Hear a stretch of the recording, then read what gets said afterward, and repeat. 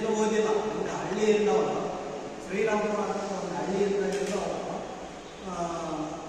ತಮ್ಮ ತಾಯಿ ಕಲಿಸಿದ ವಿದ್ಯೆ, ತಾಯಿ ಹೇಳ್ಕೊಟ್ಟಂತ ವಿದ್ಯೆ ಹೆರಿಗೆ ಮಾಡೋದ್ರಿಂದ ಪ್ರತಿಯೊಬ್ಬರಿಗೂ ತಾವು ಕಲಿತು ಪ್ರತಿಯೊಬ್ಬರಿಗೂ ಅವರು ದಾರಿ ಹೇಳಲು 15,000 ಹೆರಿಗೆ ಮಾಡಿದ್ದಾರೆ.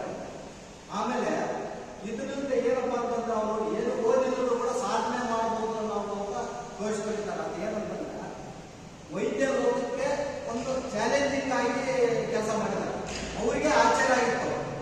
ಮತ್ತು ನಾವು ಗಂಡ ಹೆಣ್ಣು ತಿಳ್ಕೊಂಬಾಗ ವೈದ್ಯಾಧಿಕಾರಿಗಳು ಎಲ್ಲ ಸ್ಕ್ಯಾನಿಂಗು ಅದೆಲ್ಲ ಮಾಡ್ತಾರೆ. ಅವರಿಲ್ಲ, ಕೈ ಹೊಟ್ಟೆ ಮೇಲೆ ಇಟ್ಟು ಇದು ಗಂಡ ಹೆಣ್ಣು ಅಂತ ಹೇಳ್ತಾರೆ. ಏನು ಓದಿಲ್ಲ.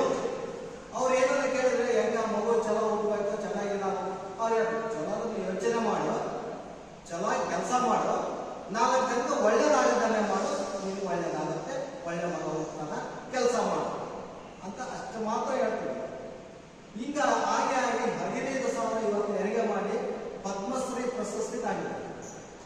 ಅದರ ಜೊತೆಗೆ ಕರ್ನಾಟಕ ಪದ್ಮಭೂಷಣ, ಡಾಕ್ಟರೇಟ್ ಇಂಥವೆಲ್ಲ ಸುಮಾರು ಒಂದು 20 ಒಂದು ಪ್ರಶಸ್ತಿಗಳನ್ನ ನಾವು ತಾಂಡು ನಮ್ಮ ಕರ್ನಾಟಕನ ಇಡೀ ನಮ್ಮ ಪ್ರಪಂಚಕ್ಕೆ ಗುರುತಿಸೋ ಕೆಲಸ ಮಾಡಿದ್ದಾರೆ. ಅವ್ರದ್ದು ಇವತ್ತು ಪಾಠದಲ್ಲಿ ಕೂಡ ಬಂದಿದೆ, ಪಾಠದಲ್ಲಿ ಕೂಡ ಪ್ರಿಂಟ್ ಆಗಿದೆ. ಆಮೇಲೆ ಅಂತಾರಾಷ್ಟ್ರೀಯ ಬೇರೆ ರಾಜ್ಯದ ಬೇರೆ ಒಂದು ಕಂಟ್ರಿಯಲ್ಲಿ ಕೂಡ ಇದೆ, ಅಭ್ಯಾಸ ಇದೆ.